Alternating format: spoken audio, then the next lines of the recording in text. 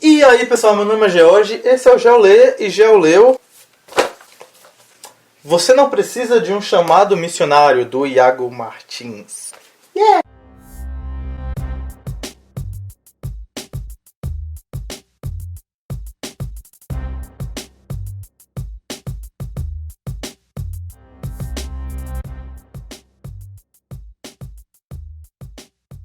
Então pessoal, eu tô aqui com Você Não Precisa de um Chamado Missionário. Eu acabei de ver meu pai dançando ali fora.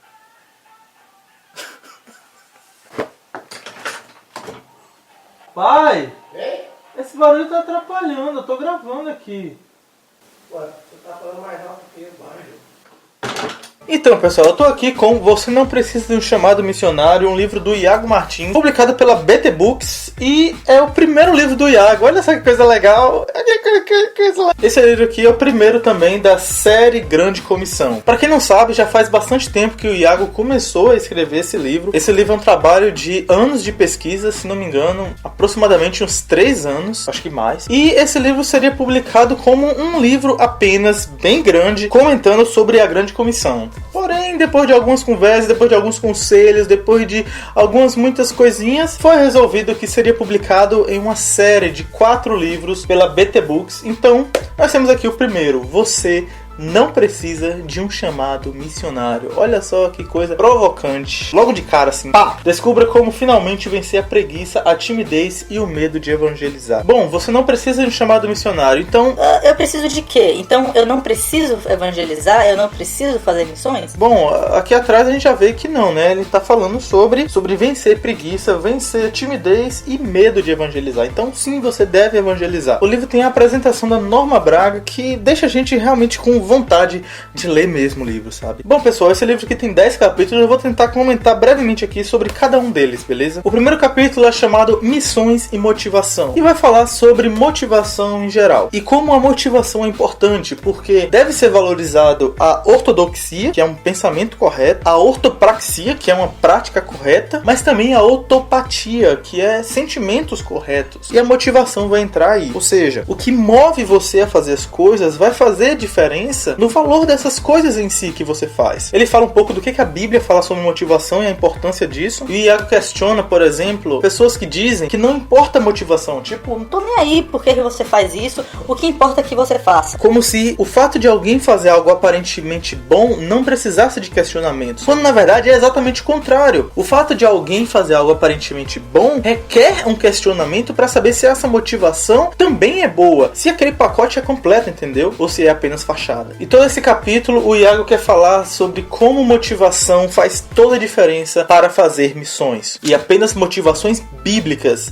geram missões bíblicas. Tá, aí você pensa, pô, motivação é importante, legal. Mas e aí, como é que eu posso ter uma motivação? Como ter uma motivação boa? Então o segundo capítulo tem o título Vencendo a Preguiça com Teologia. E Iago fala que a nossa motivação deve vir da pessoa de Jesus Cristo, e que nós temos contato com o Senhor Jesus Cristo através da Escritura, através da sua palavra, tendo conhecimento profundo do que a Escritura fala sobre Cristo, sobre a sua obra, sobre a obra redentora. Para isso é necessário um aprofundamento teológico, doutrinário. É necessário saber sobre a natureza de Cristo, é necessário saber os propósitos de Cristo na nossa salvação, os propósitos de Cristo na nossa santificação. É necessário saber sobre o plano de Deus em toda a história, desde a fundação do mundo até a consumação dos séculos. Tudo isso tem a ver com teologia bíblica, com doutrina. Muitas pessoas buscam vencer a timidez ou a vontade de evangelizar com dicas, com métodos. E eles podem ser até úteis e algumas ferramentas podem ajudar bastante. Facilitar o contato ali e tal. Mas se você tem um zelo verdadeiro pelo Senhor Jesus Cristo,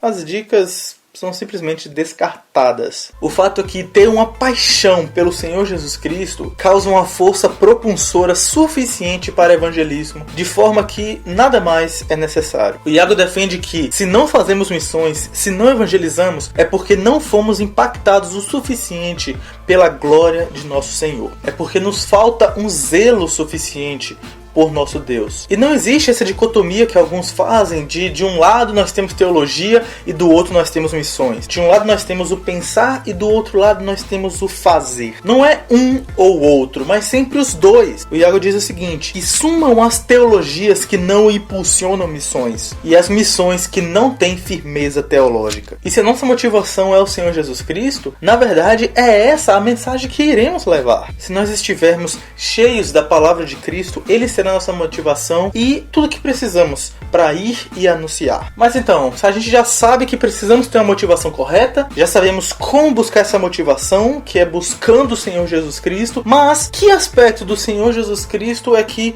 nos leva de fato, que é uma motivação verdadeira e direta? Então, no capítulo 3, com o título Todo o Poder sobre os Céus e a Terra, é falado sobre a majestade de nosso Deus. Nesse capítulo é comentado sobre a parte que Jesus diz: todo o poder me foi dado sobre os céus e a terra. Como que para Ele são todas as coisas. Ele é o Rei Supremo. Ele é Senhor soberano sobre cada centímetro da terra. Como diz um amigo meu aí, ter compaixão pelas almas perdidas é algo bom, mas não deve ser a motivação principal. A motivação principal deve ser a obediência a Deus e um zelo pela glória de nosso Deus. A nossa obediência ao nosso Deus não deve ser: eu devo ir porque sim. Eu devo ir só porque Ele mandou. Nós devemos ter uma motivação bíblica. É bom saber que nós devemos ir porque Ele mandou, mas isso deve ser movido com um sentimento verdadeiro e sincero de que eu amo o Senhor e que eu quero ir, eu quero que as pessoas o conheçam. Infelizmente, muitas pessoas acreditam de fato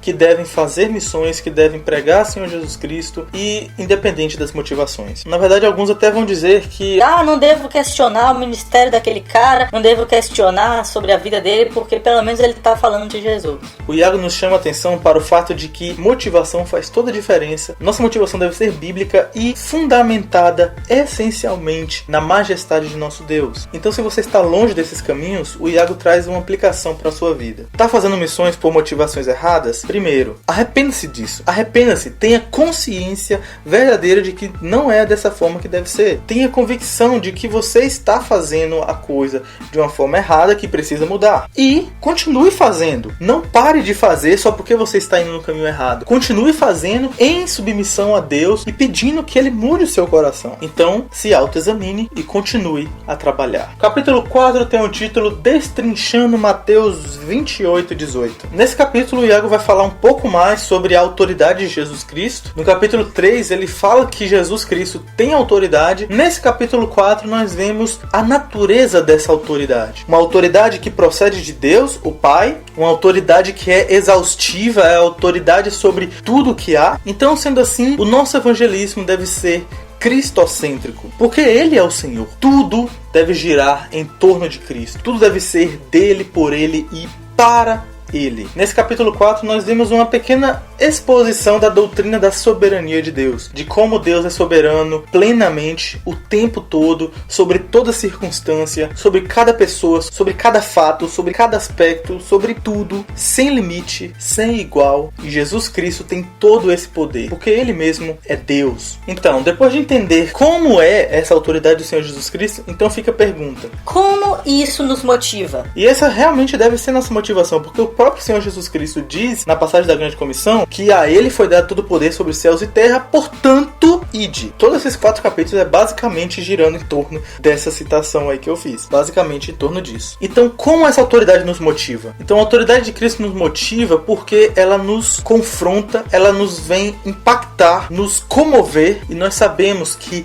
Deus está protegendo o seu povo no meio da evangelização. De forma que, se existe um lugar que é proibido anunciar o Evangelho de Cristo, eu sei que há um Deus soberano que tem poder sobre aquele espaço, sobre aquelas pessoas, sobre qualquer coisa que pode acontecer. E Ele disse: eu tenho toda a autoridade, portanto vá. Então eu posso ter confiança nesse Deus. Um outro aspecto é que Ele merece discípulos. O meu Senhor é tão soberano, é tão maravilhoso, reina com tamanho poder e glória, que Ele merece que todos se prostrem diante dele. Ele merece que todos o adorem. Então por isso eu quero que as pessoas ouçam sobre o meu maravilhoso Jesus. Eu quero que as pessoas ouçam sobre o grande e maravilhoso amor de Deus que entregou o seu Filho. Eu quero que as pessoas se arrependam de seus pecados, da sua vida medíocre, creiam no Senhor Jesus e tenham a vida eterna. É assim que a autoridade de Deus nos motiva, entendeu? E porque o Senhor Jesus tem toda a autoridade e Ele nos ordena a ir, então nós podemos pregar, inclusive em lugares que são desagradáveis, em lugares que são proibidos até. Nós podemos. Muitas vezes não é realmente necessário, mas quando necessário, nós podemos. E o Iago fala um pouquinho também sobre a missão de Deus, porque alcançar os seus eleitos ao redor do mundo é a missão de Deus. E nós somos instrumentos nas mãos de Deus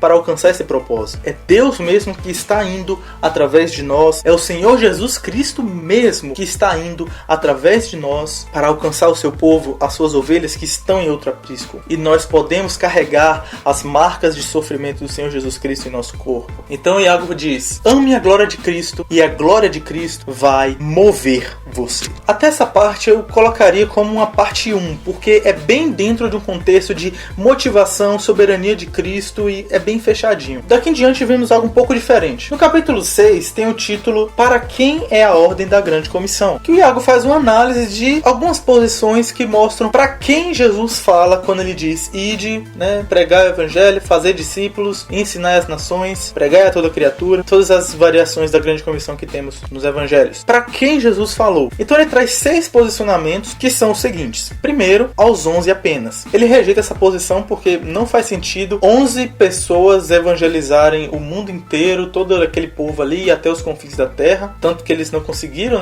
Eu não fui evangelizado diretamente por Pedro. Segundo, aos 11 como ministros, ou seja, a grande comissão é dada apenas para oficiais. Ele diz que isso é um problema porque, por exemplo, se alguém vai evangelizar uma outra pessoa, essa pessoa é salva, porém a pessoa que evangelizou não é um ministro do evangelho, não é um oficial ordenado, digamos assim, então isso não foi um cumprimento da grande comissão. Realmente é esquisito. Uma outra posição diz que foi aos 11 como indivíduos, todos os discípulos como indivíduos em particular, ou seja, cada pessoa, cada ser humano deve ir e pregar no seu lugar, mais adiante, mais além e em todo o mundo. Cada pessoa particularmente. Mais ou menos parecido com a primeira, só que de forma bem particular. Tipo, eu, Jorge Lucas, devo evangelizar toda a Vitória da Conquista, Bahia, Nordeste, Brasil e até toda a Europa e América do Norte. Não dá. É gente demais. Então, a última posição, a quinta e a sexta posição, seria aos 11 como povo de Deus ou ao povo de Deus em geral, que é a posição que ele defende. Ele diz que a grande comissão é dada para todo o povo de Deus, desde o início da igreja até os últimos dias.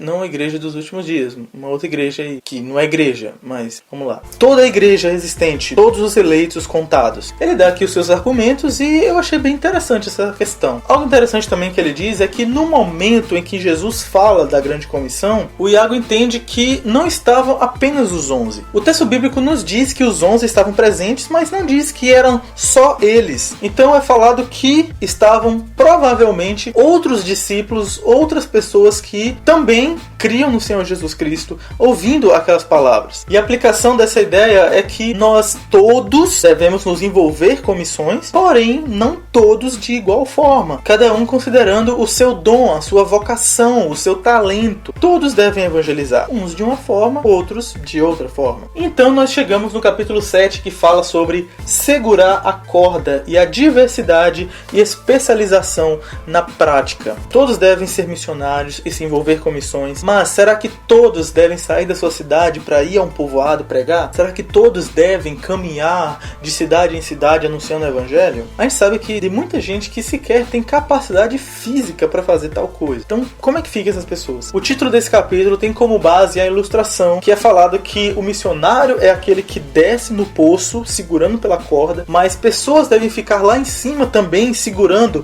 para que ele desça. Então nós temos missionários que são oficiais, digamos assim, né? Missionários por vocação ou por profissão, mais que essa palavra não seja tão legal. Missionários diretos, né? Que estão diretamente no campo, e é necessário que outras pessoas estejam sustentando esse missionário, senão sequer seria possível que ele fosse. Então existe esse ministério de manter missionários. E o Iago fala de pelo menos 3 formas que você pode manter um missionário, ou 3 formas que você pode segurar a corda. Primeiro, contribuição financeira, ofertando para os missionários, economizando na Coca-Cola e no lanche para que você possa ofertar para um missionário que está passando dificuldade. Pastoreio, sim, o missionário precisa também de cuidado pastoral, precisa também ter contato com a comunidade de alguma forma. É claro que muitas vezes esse contato acaba sendo muito limitado pelas circunstâncias, mas esse contato deve haver. Aqui ele fala a importância, por exemplo, de cartas, de perguntar como ele está, como está a situação, a dificuldade, a importância também do missionário voltar do campo para de onde ele foi enviado, para que ele possa ter contato com as pessoas. E em terceiro lugar, oração, porque missões é uma obra de Deus, nós precisamos de Deus, nós temos que reconhecer a soberania dele nesse ato, então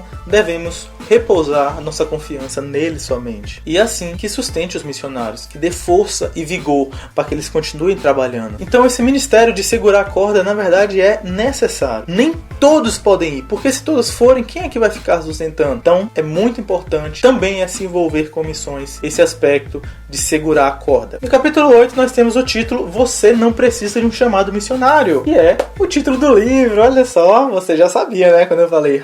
Por quê? Se eu não preciso de um chamado missionário, o que eu preciso? Olhando tudo isso aqui, já deu para entender, né? Precisamos de uma motivação correta. Mas eu não tenho condições de ir. O Iago já falou isso aqui em 2 capítulos anteriores. Você pode se envolver de uma forma diferente, sem ser necessariamente estar aí saindo. Você pode estar segurando a corda. Então nós vemos um aspecto pessoal aqui a respeito da vida do Iago, porque caso você não sabe, o Iago já foi pregador itinerante, já pregou em diversos lugares do país, já foi chamado para pregar. O Iago se envolve com o evangelismo também em sua cidade, já foi missionário em tempo integral, pregando em escolas. O Iago é diretor da Academia de Formações e Missões Urbanas, que é uma academia para formar missionários, mas também tem as aulas práticas, então eles têm momentos para sair, para evangelizar. Então o Iago é um missionário. E por que ele é? Como ele foi chamado? Por que o levou a isso? Ele conta um pouco da história dele e ele diz que simplesmente foi. Ele viu que tinha essa necessidade e foi, e tentou. Ele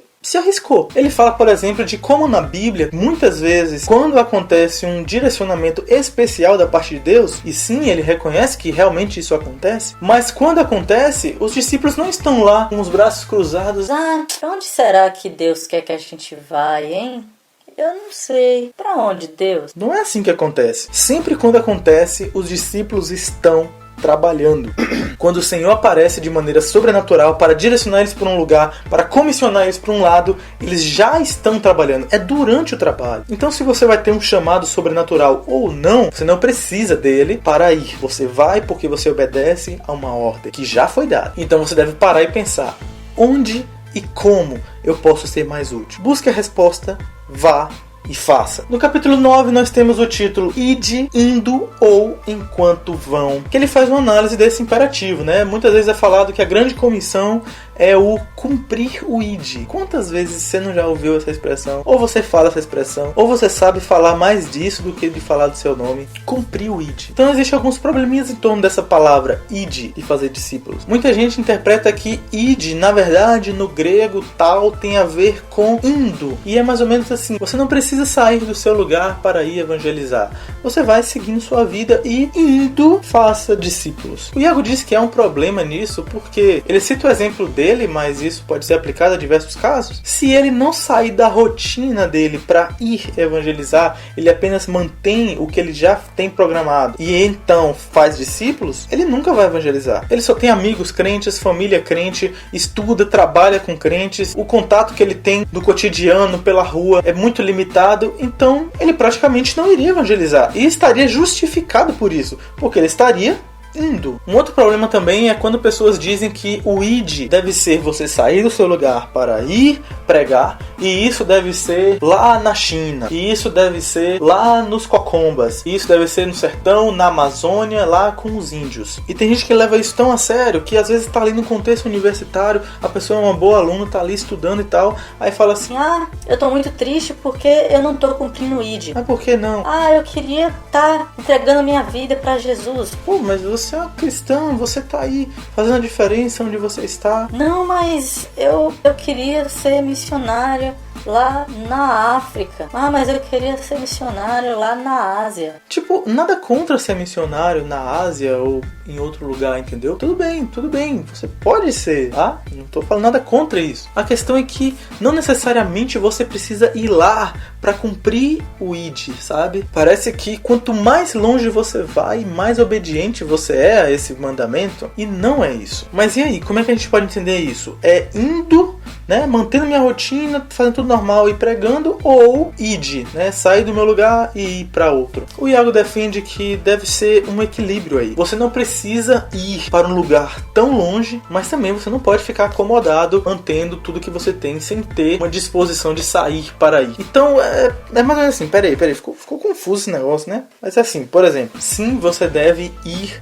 pregar o evangelho, mas esse ir pode ser ir ali do lado, pode ser ir do outro lado da rua, ver aquela pessoa que está ali sentada, pode ser ir até aquele amigo que você lembrou, que você vê como uma oportunidade de pregar o evangelho para ele. Pode ser ir ali no outro bairro. E pode ser também ir e atravessar o Atlântico. Mas então nessa parte o Iago deixa bem estabelecido que sim, nós devemos ir e pregar o evangelho. Ir e pregar o evangelho. Isso não significa ir e convidar para a igreja. Convidar para a igreja é muito bom. Chamar as pessoas para que ouçam a palavra de Deus dentro da igreja é muito bom, mas isso não é evangelismo. Então no capítulo 10, com o título Ir para fazer o quê? Nós vemos sobre a importância de pregar o evangelho de Jesus Cristo. Muita gente fala sobre eu devo ir evangelizar. Aí vai levar leite para aqueles que passam fome. Nós devemos cumprir a grande comissão. Então vai, prepara uma sopa, né, e chama os meninos daquele bairro carente. Nada contra você dar leite, você fazer sopa, você doar agasalho.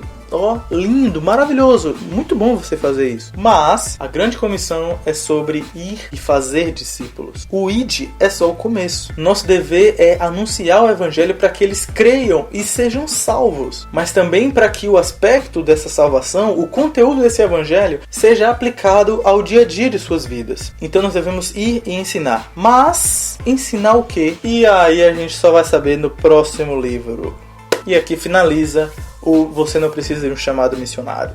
Esse livro é bem bacana. Eu gostei pra caramba dele. O que eu achei de muito bom nesse livro? O Iago traz bastante aspecto de sua vida pessoal. Isso torna a coisa muito mais próxima, sabe? Todas as coisas que são relatadas aqui, que são duras, que são difíceis, você vê que ele tentou fazer e que também foi difícil pra ele. Isso é algo muito bacana, porque ele não é aquele cara que é hipócrita e que não vive o que prega e tá totalmente longe lá em cima. Faça isso, faça aquilo. Não. Ele é um cara que ele tentou fazer, é um cara que faz e que ele mostra as dificuldades que ele experimentou.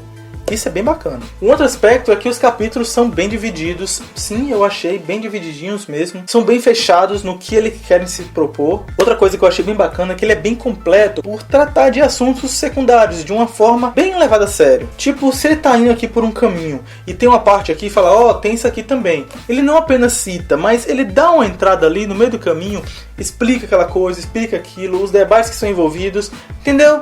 Aí volta pro caminho. Isso é bem bacana porque ajuda ao leitor que é menos experimentado, que tem menos familiaridade com alguns debates teológicos ou algumas leituras. Esse é um aspecto que eu gostei pra caramba. Ele é muito ilustrativo, o Iago tem os exemplos dele, né, pessoais, tem algumas ilustrações, o que ajuda muito a entender bem o ponto. Algo legal também é que ele cita casos bem atuais que a gente conhece aqui do dia a dia. Por exemplo, ele fala das manifestações dos protestos protestos que teve em 2013? 2014? Não, 14 não. 2014 foi a Copa. 2013. 2014 mesmo. Poxa, faz tanto tempo. O gigante acordou, né? Ele cita aqui também, por exemplo, um vídeo no YouTube do Ariovaldo Júnior. Então, tipo assim, as citações que ele traz aqui são bem bacanas, são bem próximas do leitor que já conhece o trabalho do Iago, né? E ele se baseia muito no que outras pessoas já escreveram sobre o tema. Então, as notas de rodapé são bem caprichadas. A gente vê quase todas as páginas têm nota de rodapé de diversos autores, diversas obras, de diversos ramos da teologia. Bom, tem alguns aspectos que eu confesso que não gostei. A princípio, nós vemos aqui que na edição, ó, as margens, ou melhor, a margem inferior é bem pequena, é muito pequena. Não sei se dá pra ver direito aqui, ó.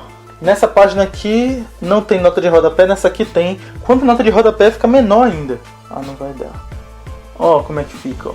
É muito estreita a margem. Isso foi algo que eu achei meio chato. Um outro aspecto também é que tem uma parte aqui que tem bastante citações. Tipo, uma atrás da outra, assim. Tipo, aqui fala, William Carey, pai das missões modernas, disse o seguinte. Tá, a gente vê uma citação aqui. Aí a gente passa a página, aí vem aqui, Lloyd Jones também diz, outra citação. Aí depois continua aqui, Gonzalez e Orlando, e também John Stott propõe. Aí tem outra citação aqui. Logo depois, R.B. Kuiper expressa a mesma ideia. Então, tipo, em duas páginas, nós vemos aqui 4 parágrafos grandes de citação. Cada parágrafo com mais de 6 linhas. Então, tipo assim, essa parte aqui eu achei um pouco desconfortável. Mas gostei muito das folhas amarelas. Gostei muito da capa com esse aspecto meio brilhante no nome, ó. Coisa BT Books. Algo interessante também é que o Iago que você encontra aqui é diferente do Iago comuns dos vlogs que ele trabalha bastante fazendo, junto com o Felipe Cruz. Se você não gosta muito do Iago dos vlogs, talvez você vai gostar um tanto desse livro. Se você gosta do Iago dos vlogs, você pode gostar do livro também, mas você vai ver um tom um pouco diferente, um Iago mais comportado, eu diria.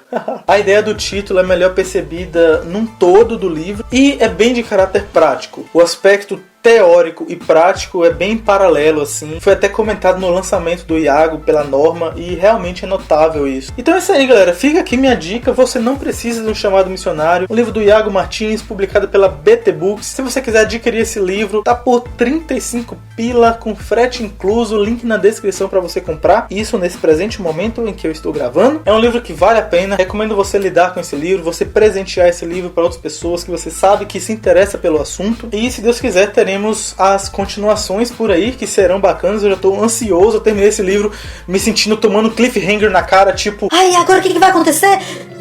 Cenas no próximo capítulo. ai caramba!